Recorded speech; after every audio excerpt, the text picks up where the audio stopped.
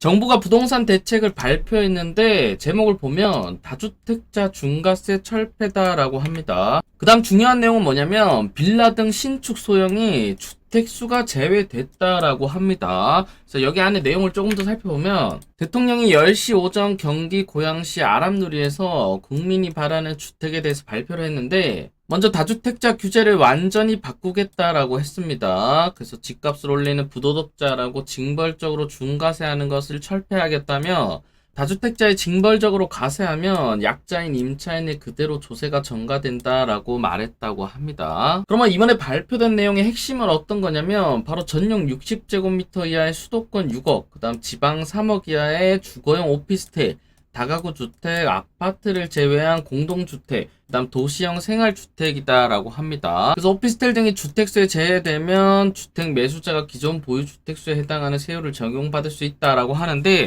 자, 여러분들이 이런 내용을 봤을 때는 이 뉴스 기사만 보고 넘어가는 게 아니라 실제 발표된 원문을 봐야 됩니다. 왜냐면 여기 내용만 믿고 주택수가 제외된다라고 생각해서 여기 오피스텔이나 다가구, 그다음 도시형 생활주택 같은 거를 취득한다면 한 세대 한 주택 비과세 특례를 못 받을 수가 있습니다. 자, 그래서 세부 내용을 한번 자세히 살펴보면 먼저 발표된 자료들 중에 주요 사항들만 짚어드리겠습니다. 첫 번째 내용은 어떤 거냐면 재건축 재개발인데 이번 발표에서는 재건축이랑 재개발에 대한 내용이 꽤 많습니다. 그래서 세 가지 주제를 맞춰서 첫 번째 속도는 빠르게 하고 문턱은 낮추고 그 다음 사업성은 제고한다라고 하는 거죠.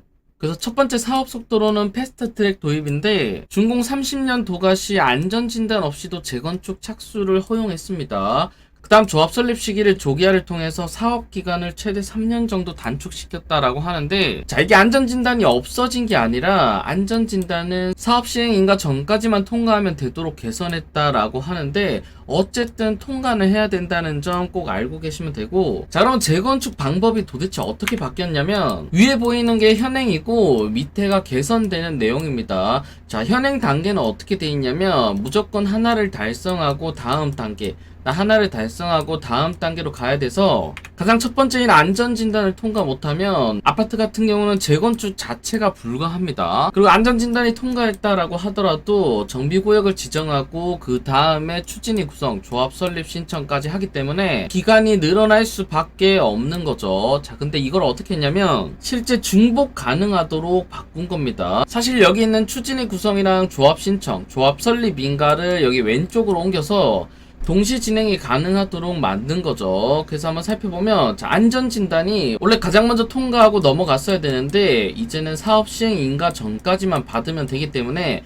어떻게 보면 개별적으로 간다라고 보시면 되고, 그 다음 추진이나 조합 신청, 조합 설립도 동시에 진행 가능하고 바로 입안 제한부터 시작하는 거죠. 즉 어떻게 보면 입안 제한, 그 다음 추진이, 안전진단을 동시에 시행할 수 있다 보니까 이 기간이 3년 정도 줄어든다라고 보시면 될 것 같습니다. 그 다음으로 진입 문턱도 낮춰줬는데, 자, 정비사업 추진 요건을 조금 완화했습니다. 기존의 노후도 요건이 3분의 2였는데 이거를 60%로 완화하고, 자, 이게 한 6% 정도 하락된 거죠. 그 다음 노후도의 여건도 걸림돌이 되지 않도록 개선했다라고 하는데, 자, 예를 들어서 노후도가 높은 지역은 접도율이나 밀도 등 요건을 충족하지 않아도 사업 추진이 가능하도록 만들었습니다. 자, 그래서 노후도가 60%로 완화됐고 촉진지구 지정 시 50%까지 완화가 된 거죠.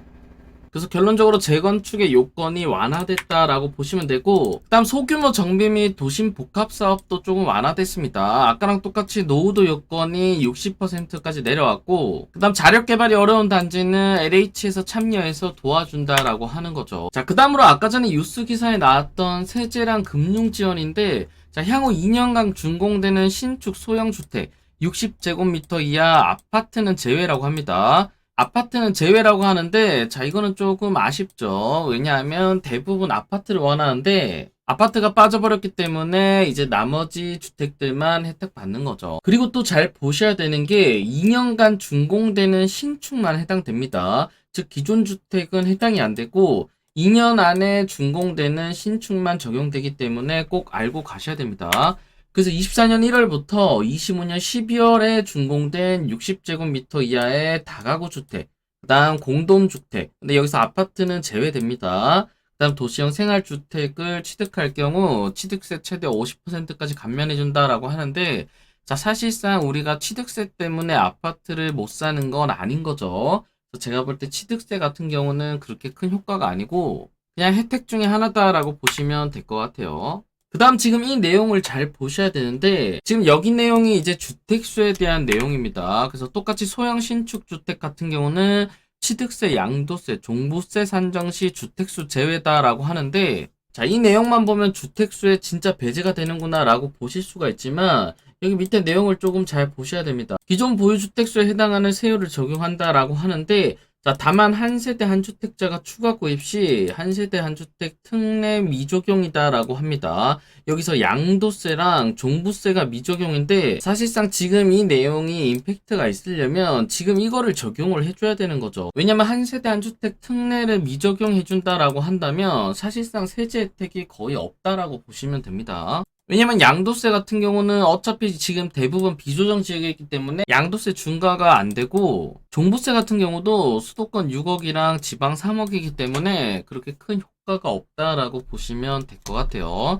그래서 어떻게 보면 지금 이 정책 같은 경우는 반의 반쪽짜리 정책인 거죠. 그래서 여러분들이 뉴스 기사나 이런 내용들이 나왔을 때 지금 이런 원문을 자세히 확인해 보시면 꼭 좋습니다. 그 다음으로 이전 정부에서 단기 등록 임대가 없어졌는데, 자, 이번에 부활한다라고 발표를 했습니다. 그래서 단기 등록 임대를 도입해서 소형 임대주택 공급을 활성화한다라고 발표를 했고, 그 다음 지방사업 여건 개선이다라고 해서 향후 2년 동안 지방에 준공 후 미분양 주택, 즉 아무도 안 샀던 주택인 거죠. 6억 이하를 최초로 구입하는 경우 해당 주택은 세제 산정 시 주택수 제외를 해준다라고 합니다. 자, 여기는 아파트 제외라는 말이 없기 때문에 아파트까지 포함인 거죠. 그리고 또 중요한 게, 자, 한 세대 한 주택 특례도 적용해주기 때문에 사실상 지금 이 내용이 가장 큰 세제 혜택을 가져간다라고 보시면 되는데, 여기서 또 중요한 게 바로 그 지방이 어딘지가 중요한 거죠. 지금처럼 주택 가격이 계속해서 하락하고 있는 시기에 더 이상 이 도시가 살아날 기미가 없으면 사실 세제 혜택을 줘도 혜택을 받을 수가 없습니다. 그래서 이런 점은 여러분들이 꼭 잘 알아보시기를 바라고, 그 다음 인구 감소 지역이다라고 하는데, 기존 한주택자가 인구 감소 지역 주택 한 채를 신규 취득 시 한주택자로 간주한다라고 합니다. 여기도 특례를 적용한다라고 하는데, 자, 이것도 똑같은 거죠. 이 인구 감소 지역은 조만간 발표해준다라고 하는데, 어쨌든 대부분 지방 아니면 시골입니다. 그래서 이게 발표되고 나면 여러분들이 지역을 한번 보시면 되는데, 사실 그렇게 누구나 원하는 지역들은 아닌 거죠. 그래서 이번에 정부는 이런 내용을 발표를 했고, 기대 효과로 어떤 거를 원하고 있냐면, 주거 사다리 기능을 수행하는 다양한 유형의 주택을 신속히 공급, 즉 한마디로 공급에 초점이 맞춰져 있습니다.